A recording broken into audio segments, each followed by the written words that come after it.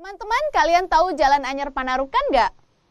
Ternyata jalan ini dibangun pada masa Republik Batav berkuasa di Indonesia.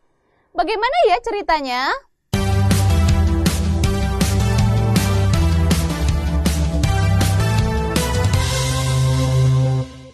Oke teman-teman, kali ini kita akan berkenalan dengan Herman Willem Daendels, yaitu seorang gubernur jenderal yang memerintah di Nusantara pada tahun 1808 sampai 1811.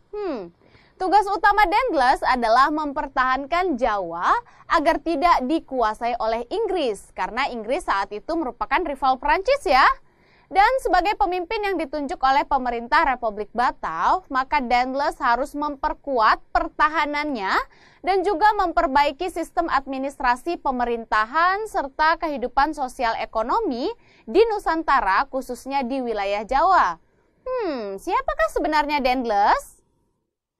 Daendels awalnya adalah kaum patriot dan liberal dari Belanda yang sangat dipengaruhi oleh ajaran revolusi Prancis. Nah, di dalam berbagai pidatonya, Daendels tidak lupa mengutip semboyan revolusi Prancis, yaitu liberté, égalité, dan fraternité. Daendels ingin menanamkan jiwa kemerdekaan, persamaan, dan persaudaraan di lingkungan masyarakat Hindia. Oleh karena itu, ia ingin memberantas praktik-praktik feodalisme di Nusantara. Feodalisme itu apa sih?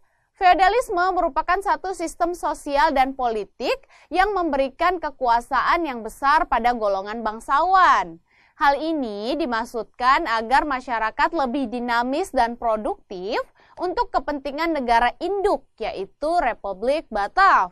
Nah, langkah ini juga untuk mencegah penyalahgunaan kekuasaan sekaligus membatasi hak-hak para bupati yang terkait dengan penguasaan tanah dan penggunaan tenaga rakyat. Lalu langkah apa saja ya yang dilakukan oleh Daendels dalam rangka mengemban tugasnya sebagai gubernur jenderal?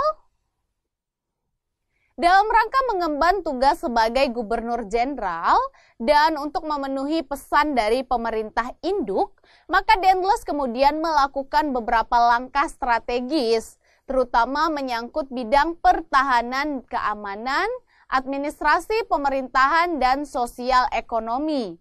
Nah, di bidang pertahanan dan keamanan, dia melakukan yang pertama adalah membangun benteng-benteng pertahanan seperti benteng Melster Cornelis di daerah Jatinegara atau Jakarta sekarang ya. Kemudian yang kedua adalah membangun pangkalan angkatan laut di wilayah Anyer dan Ujung Kulon. Dan yang ketiga adalah meningkatkan jumlah tentara. Daendels menambah jumlah pasukan yang diambil dari orang-orang pribumi, yaitu dari 4.000 orang menjadi 18.000 orang. Jadi semakin banyak ya. Dan yang keempat adalah membangun jalan raya dari Anyer, Jawa Barat, yaitu sekarang Provinsi Banten, sampai Panarukan, ujung timur Pulau Jawa. Provinsi Jawa Timur sekarang ya teman-teman. Panjangnya kurang lebih 1.100 km dan jalan ini sering dinamakan dengan Jalan Daendels. Nah, pembangunan jalan ini dimaksud untuk mempertahankan secara militer daerah Republik Batav dari serangan Inggris pada saat itu. Dan yang kelima adalah mendirikan pabrik senjata di Surabaya. Wow, ternyata luar biasa ya teman-teman. Upaya yang dilakukan oleh Daendels dalam rangka mempertahankan Pulau Jawa dari serangan Inggris. Nah, pelaksanaan program pembangunan di bidang pertahanan dan keamanan tersebut telah merubah citra Daendels, yang awalnya dikenal sebagai tokoh muda yang demokratis menjadi diktator. Nah, selain dalam bidang pertahanan dan keamanan, ada pula kebijakan yang diterapkan dalam bidang pemerintahan. Apa saja ya langkah yang dilakukan dalam bidang pemerintahan? Nah, Daendels juga melakukan berbagai perubahan di bidang pemerintahan, teman-teman. Ia banyak melakukan campur tangan dan perubahan dalam tata cara dan adat istiadat yang ada di dalam kerajaan-kerajaan yang ada di Nusantara, khususnya kerajaan di wilayah Jawa. Nah, hal yang diubah oleh Daendels misalnya tata cara harus memberi hormat kepada raja, seperti yang dilakukan di Kasunanan Surakarta. Dan hal itu sangat tidak disukai oleh Dendles, dan Dendles pun tidak mau menjalani seremoni yang seperti itu.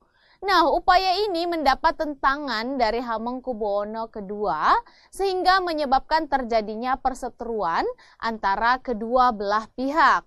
Dan melihat bentuk intervensi dan sikap kesewenang-wenangan Dendles, maka Raden Rangga terdorong untuk melancarkan perlawanan terhadap kekuatan kolonial. Kemudian teman-teman, pada 20 November 1810, Raden Rangga beserta pasukannya kemudian melakukan penyerangan atau perlawanan terhadap pasukan Dendles. Nah, di samping hal-hal tersebut, Dendles juga melakukan beberapa tindakan yang dapat memperkuat kedudukannya di Nusantara. Apa saja ya tindakan yang dilakukan oleh Dendles?